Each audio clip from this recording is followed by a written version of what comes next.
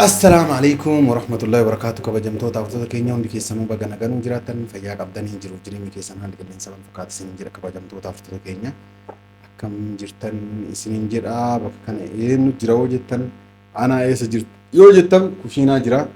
Waan isin agartan kanneen guutuu ana godhee ka'ee maaliif uummata waraabne jedhee dhugaa dubbachuudhaaf dhufee isinii waraabaa jira jechaadha. Kabajamtoota hordoftoota keenya shunkurtii waa hunda kukkutee bakka kanatti naqee godhaa jira jechaadha. Kabajamtoota hordoftoota keenya gaaddiseen fa'oo namoota fa'oo eessa jiranii warri jettan immoo isaan asuma jiranii seenuu hidhan dhugaa dubbachuudhaaf kushiinaa seenuu hidhanii sababni seenuu hidhaniif sababuma jaartii hajjii tana jechaadha. Jaartii hajjii dubbii irraa barbaadaa jirti.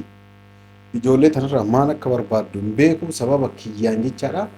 Isinillee waliin akkanaami yaani wanni isiin jara godhaan jirre hin jiru jechaadha. Kabajamtoota hordoftoota keenya gaaddiseen fa'a lakkii ani hin barbaadu obboleessa kiyyaa wanni namaa wal lolchiistu wanni namaa wal ajjeesiistu hin jiru. Ani hin seenuu yoo feete ofumaa seenaa dhufu dalagadhu malee naan jettee kun ofumaa seenuu dalagaa jira. Kun jibbaachistee jirti. Isinillee argaa dhugaa dubbachuudha. Yoo ijoolleen seentu ijoolleen akka waan ijoolleen isii tumtee fakkeessuuf jechaadha. Ijoollee jaramee fakkeenyaaf distiin kun yoo sibiila wanti kun jechaadha. Namni tokko itti godhatee yoo ka'e kun illee itti godhatee keessaa nyaata fixee kun illee itti godhatee waan akka rakkoon hin jiru jechaadha. Har'a dhiisii nama yeroo biraatiifuu darbuu dandeette jechaadha. Isinii galee kabajamtoota hordoftoota keenya. Bakka kana immoo isiin hin jirtu. Bakka kana hin jirtu isiin. Distii tana yoo waa godhatte hin baastu. Distii tana takkatti waa isiin godhatte jennaan keessaa dhumachuudha baate namni tokko harkaan hin qabu. Sababni yoo isiin waan dubbii barbaadduuf jechaadha. Akkasitti du'aayii nu godhaa dhugaa dubbachuudhaaf anaa ijoolleellee sababa kana wali oofaatu jechaadha. Amma an ala bahee hojii hojjedhee yeroo an dhufu gaaddiseenis minyootis ciisanii algaarra telefoon olii gadoofa. Maali ijoollee wanni akkana gootonni akkanaa kun maali? Maali wanni akkanaa kunii jedhee yoo jedhu lakki nu jiraachuu barbaannaa namittiin kushiinaa seenuu nu dhoofitee jirti. Yoo an seenu malee hin seentu. Yoo isiin xumuratte jennee nu seennu na kakkattaltee dhumaan seenti. Cuuphee qabdee harkaa na butti. Kana hunda maalidha? Isiin kaameraa kiyyaa laaptooppii kiyya fudhatte an meeshaa mananaatte jedhee sababa isii akkasii sababa saniif namni ragaan abba'uu deemu isiniini maal argitanii ragaanatti baatan yoo jettu ijoollee gaaddisee fa'aa guyyaa kaleessaa huutee ajjeesuuf deemte jechaadha. Itti kaatee mee safara san gahe yaani fagoo sodaachiste jechaadha. Osoo mucayyoon ganaa waajjira poolisaa sanuu dhaqxee ittuu masakkarsiisin jechaadha. Ittuu osoo masakkarsiisin lafumaa kaateetuma dhaqanii narra geessuu barbaada akkanumaan lafumaa kaatee of shakkitee maal abdiin jarri malee jara malee nama biraan beeku sin jedhanii. Kabajamtoota hordoftoota keenyaa kun akkuma agartanii inumaayyuu isii istuuf ka'e hajjiin illee inumaayyuu dhufee irra na gargaaraa jira. Irra na gargaaraa bakka mucaan kun miskiina dhugaa garana nyaatee samoonni kana wanni isii hajjii godhaa jirtu. Akka feetitti wanni kun isin dhageessaa jiru ta'e mee distii tanarratti salaama qaraanee kaanee waliin dachaadha. Salaama isin gaafachuuf deemtu ta'e maal jedhan. Naga jirtanii fayyaa qabdanii isiniin jedhaa jirti. Na jeeqaa waan jirtuuf jala dhaamsa. Kabajamtoota hordoftoota keenya hajjiin na seenee ani saafuu kaameraa kiyyaaf laaptooppiin kiyya akka rakkoo qabu fudhadha dhugaa dubbachuuf. Inni fudhadha gara fudhadha inni fudhadha. Inni garaana nyaatee ani isii kassase manatti na seenee yoo argitanii laattan viidiyoo sana argitanii tan dhugaa dubbachuuf amanuu dadhabee jedhan. Bakka hojii kiyyaa lukaan dhaqee telefoona itti na bilbiluun hin qabu lukaan dhufee na barbaade bakka kaanii kaan dhufee na dhabee asitti kaameraa kaawwadhee subhaanallaa yuutuuba caaltuu irra isinii gadhiisee jira viidiyoo san deemaa laala. Akkami jaartiitii yaa hiisiftaa hin jaaladhaayyuu naan jedhe kabajamtoota hordoftoota keenyaan dhugaa dubbachuudhaaf akka mucayyoon sun hajjitti seeraaf heeraa waa itti gooteertu kalee mirkaneeffadhee lafa kaa'adhe jechaadha. Hanga inni na biraa bahe dhugaa arrabsee xiqqoo aaree ka'ee yoo xiqqoo taa'ee yaadu baay'ee yoo xiqqoo taa'ee yaadu maal isiniin jedha dhugaa dubbachuu baay'ee na dhagahame jechaadha. Akkamitti ilmi namaa isii isa akkasitti dararaa jirtu san akkamitti isii isa dararaartu an hiisisuudhaaf yoo ka'e baga goote itti jabaadhu silaa naan jedha jennaan laa jaartii tiyya hiisiste jennaamu abdii waliin dhiiru tuffiin hagana ga'u maal isiin si jalaa hattee jirti yoo isiin si jalaa hattee jiraatte isiin si jalaa nanne si jalaa fudhatte birrii isiin wacii isiin nabbaaste sannaa deebisiiti kaameraaf laaptooppii kan kee fudhadhuu naan jedhe jechaadha dhugaa dubbachuu. Bakka gurbaa kana waa itti gootee dhamaastee jirti wanni godhu hin jiru jedheetuma ima cadhisee jechaadha.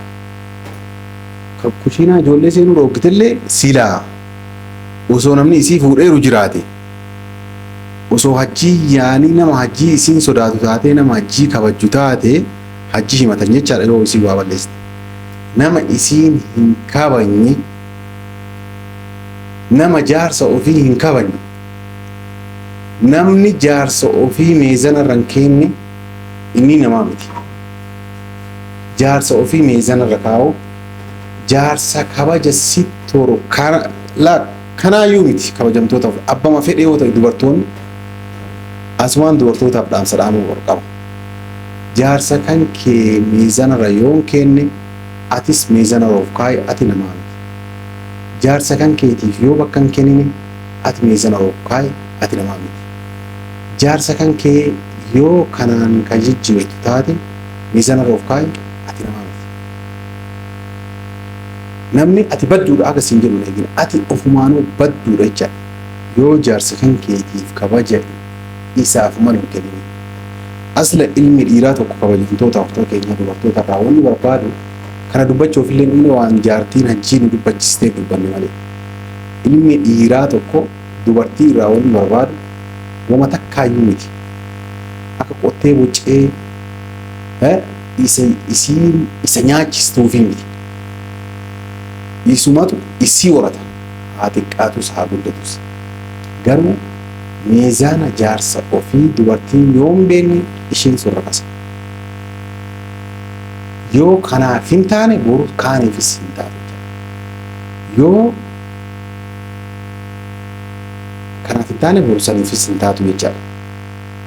Yoo ajaja jaarsaa malee ajaja biraatiin waan deemtu taate karaa rabbiillee gadhiistee jirti karaa namaallee gadhiistee jirti dubartiin sun osoo sittuu osoo dabalamtee boru jireenya keetiif maatii boru isii wajjin ijaarattuuf rakkisaa ta'aa jechaadha. Sababni isaa isiin durumaa kasi dhiyaatteef waan biraatiif malee jireenya qulqullittii sana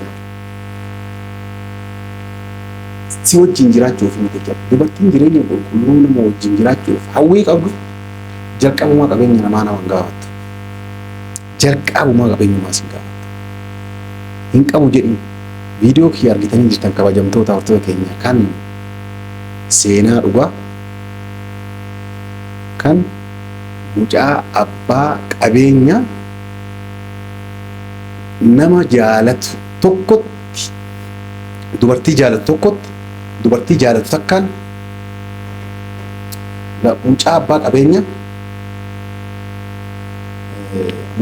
qabeenya ka qabeenya isaa abbaaf isa malee namni tokko hin beekne ka abbaan gaafa du'uuf dhiyaatu qabeenya kana isaa dhaame dubartii si jaalattu malee dubartii si jaalattu malee qabeenya kanatti dubartii argite hin fidini abbaan jedhee dhaamee fi innillee dubartii isa jaalattu barbaadee dhabee dhumarratti mucayyoo takkatti wal baratanii gaafa isii wal baratan inni akka miskiina ta'e himee fi mana isii geessee manni isaallee duwwaa mana cabdoo geessee manni sunillee watakka hin jiran dhukkubsatee mana yaalaa waan dhaquun dhabee bari hin dhabne miileena tosa duubaan jira. Isheen sun hammam dhugaan isa akka jaalataa jirtu icciitiin qabatee waan tureef jechaadha. Akkasii mucayyoon sun dubartoota hedduu mana isaa dhufanii isa laalanii bakka kun miskiina naan ta'u jedhanii biraa deeman keessaa isiin la miskiinummaa matan teetun naa taateef jedhee jettee isa jaalattee inni dhukkubsatee du'uuf deemu isa akkaataa itti baraartu onnee ofii dhumarratti kennuuf erga isaa mirkaneessitee booda inni isheen tun dhugumaan na jaalattee bakka isiin quban qabnetti qabeenya ofii guutuu mallatteessee seenaan isii hedduudha viidiyoo waraabee jira jala seentanii walaaltanii argattanii jecha kana maal jechuu barbaadeeti dubartiin takka jaarsaa tole jennaan wanni hunduu isii tole jettee jirti tole qofa wanni hundi tole isii jettee jirti mallaqa barbaaddu manni guutuun tole isii jedhee jira mana feetii manni guutuun tole isii jedhee jira jaarsi isii akka nama hundaa ol ta'u feetii hundaa ol ta'ee jira sababni maaliif tole xiqqoo tole dubbii tole jedhamu qofaan jecha yoo ammoo ajaja nama biraatiin deemte dubartiin takka ajaja jaarsaa dhiistee ajaja nama biraatiin deemte jireenya isii kan borcu ishee osoo ta'in nama biraati jecha fakkeenyaaf namoonni akkuma faayidaa namaaf qaban namoonni osoo si gorsaaran osoo si jajaaran osoo si jabeessaaran fakkaatan si miidhanillee hedduu jiru garuu akka isaan si miidhaa jiran onnee tee keessa abadan hin mul'atu tola isaan si godharan qofa si keessa mul'ata garuu isaan toluma si ooluufillee akkas jechuu si godhuu danda'an toluma si ooluufillee jechoota jaarsa kan keetiin si jibbisiisan jechoota fokkataa siin jechuu danda'an fakkeenyaaf hamilee jaarsa keetii dhabu hojii isaa qeequu inni maal barka akkanaatu hin jira yaa'anii si'ii tana maal godhan jechaadha ichiin gabaa irratti gurguratan isii sanii wasi fakkeesse jechaadha kanaayyuu baroo dhiiste kanillee ni jira kun bisoo dhiirri kun bes dhiirri guutee miti kana yoo dhiiste sun hin jiru siin jedha jechaadha leesh inni si'ii kana osuma hin beekin bakka gabasi gurguru qophaa'ee jira jechaadha akka horii iyyuu miti akka uffata namni biraa godhatee kun illee ichiinitti namni gaafa rakkate gurguru akkas marsuu jechaadha garuu namni jabaan hiriyyaan jabaan obboleessi jabaan hiriyyaan jabaan obboleessi jabaan hiriyyittiin jabduun obboleessiin jabduun yoo ati nama miskiina waan qabnettillee waan qeerumtu taate bultiin tun bultii jalqabaatiin tawakkaltu jedhii qabadhu sin jedhan addunyaa ka fidu rabbi ka fudhatus rabbi ka fudhatus rabbi ka fidus rabbi jecha argaa jirra jecha qabeenyi waggaa meeqa namni itti xaare subhaana malikul quddus rabbiin sekendii takka keessa dhabama godhu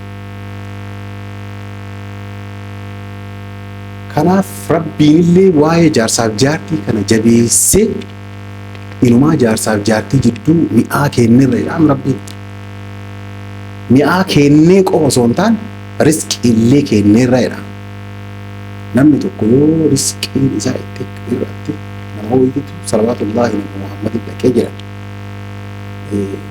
yaa nabi muhammad hojii qabu akkanaa riskii illee xiqqoodha akkam godha gaafatee naan hadiisa kana balleessanii mana godha fuudhii jedhanii jira fuudhe xiqqoo yeete duraasa irra ammallee akkuma duraati xiqqoo buddeena tokko lama qofannaa dabala fuudhe ammallee jedhanii jiran salawaatullaahi ammallee fuudhe jedhan akkas yeroo sadii yeroo afur arfanoo akkasuma fuudhe jedhan salawaatullaahi nabi muhammad deemeetii ilma qabeenyaa san akkas godhi hin jenneen warra san irraa fuudhi warri sun qabeenya qabaa hin jenneen bakka san dhaqi bakki sun bakka kanaati jijjiiradhu maal hin jenne fuudhi qofa dhadhanii fuudhi rabbuuni jabeessi nu garuu maaliif akka laafinnu hundi keessa of laala kanaafuu maal jechuu barbaadu walumaa galatti namni jaarsa qabdan jaartiin jaarsa qabdu dubartiin jaarsa qabdu jaarsa keessa nagaa waan xiqqoo shukukkee waan xiqqoo hin beekamneef jaarsa kan kee irra kasiisi sababni ofumaafuu si rakasta jira dubartiin jaarsa rakasa gootu ofiifuu rakastu dhiirri ammoo jaartii namaa jala deemu innuu rakasa sababni yoo ta biraa dargaggeetti kophaa jiraattu fuudhuu hin danda'u kaa yoo ta dhiira biraa qabdu jala yoo deeme malee dhiirummaan isaatu hin jirtu faa jecha kana isinillee dumetti namanii akka jaartii akkii kana hin ta'inaa isin jechuu ofii qabaatan waaqa jaartii wajjin baay'ee nu saalfachiiste sanirraa ka'ee kan amma dubbadhe jechaadha. Baay'ee nu saalfachiiste rabbi ammoo isii haa qajeelchu jaarsa isii ofii mooyatti ofii akka feete gooti ofii gatteessisti ofii ol kaasti. Maana kassistettee asitti waan gooti argitanii innillee maaliif kassistee akkasitti dhufeeti qiyaamaan abbuu isaan isa gargaaruuf hundoonnaa daa'ima jalaa fudhatee deebisuu fi daa'ima kana deebisiif hin jettuuni qabeenyi isii irra galteen akkan ija jabaatu tokkoon agarra jechuudha. Amma immoo ijoollee kushiinaa seenuu dhokkitee ofii kiyyaa dhugaa dubbachuudhaaf erga shunkurtii kukkutee maal godhee ka'ee maaliif oomishota kiyyaa waan kana kushiina dhaabbatee waraabne kan jedhu yaadee dhufee jira.